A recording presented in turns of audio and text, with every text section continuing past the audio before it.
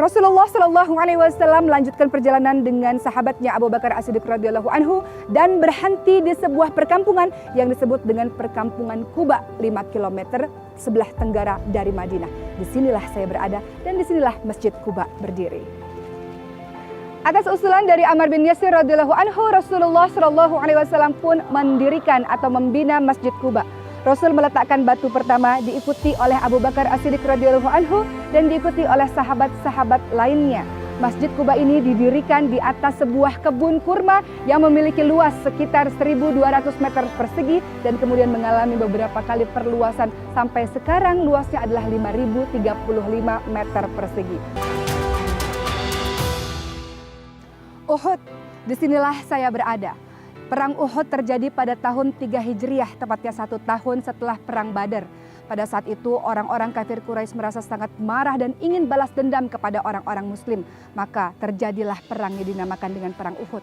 Mereka mengirimkan 3.000 pasukan dan melawan orang-orang Muslim. Pada saat itu pasukan Muslim berjumlah 1.000 orang. Ketika hendak melakukan perjalanan ke Bukit Uhud, tiba-tiba salah seorang tokoh munafik bernama Abdullah bin Ubay bin Salul pun mengatakan kepada seluruh pasukan Muslim, "Kenapa kalian harus berperang? Kembali saja, tidak perlu berperang, tidak perlu membuat diri kalian mati dalam peperangan ini."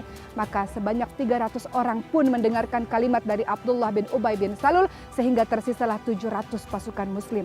700 pasukan Muslim datang ke tempat ini dan kemudian Rasulullah Shallallahu Alaihi Wasallam berpesan kepada 50 orang yang diamanahkan untuk berdiri di tempat ini dan tidak meninggalkan tempat ini apapun yang terjadi. Mereka berdiri di Bukit Pemanah dan Rasul katakan, "Kami menang, kami kalah, jangan pernah engkau turun dari Bukit Pemanah ini." Maka kemenangan pun hampir di depan mata bagi umat Islam. 50 orang-orang yang diamanahkan oleh Allah Subhanahu wa Ta'ala berada di Bukit Pemanah ini pun pada akhirnya turun dan berusaha untuk mengambil harta rampasan perang. Namun apa yang terjadi? Pasukan dari Khalid bin Walid pada saat itu dari belakang bukit kemudian menuju ke arah Bukit Pemanah ini dan kemudian mulai memanah pasukan-pasukan Muslim. Setelah perang Uhud berakhir, Rasulullah SAW pun mulai melihat keadaan para sahabat-sahabatnya.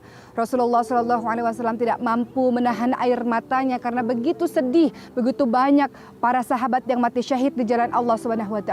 Salah satu yang membuat Rasulullah SAW sangat-sangat bersedih adalah kematian dari pamannya yang disebut dengan Asadullah atau singanya Allah SWT bernama Hamzah bin Abdul Muthalib radhiyallahu anhu.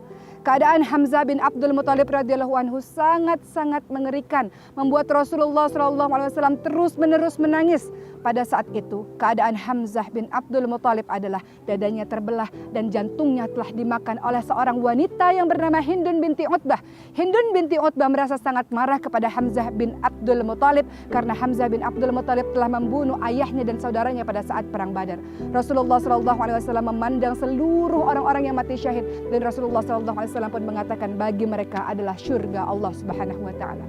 Kalau ingin selamat di jalan Allah Subhanahu wa Ta'ala, selain melakukan ibadah secara lillah karena Allah Subhanahu wa Ta'ala, juga ittiba.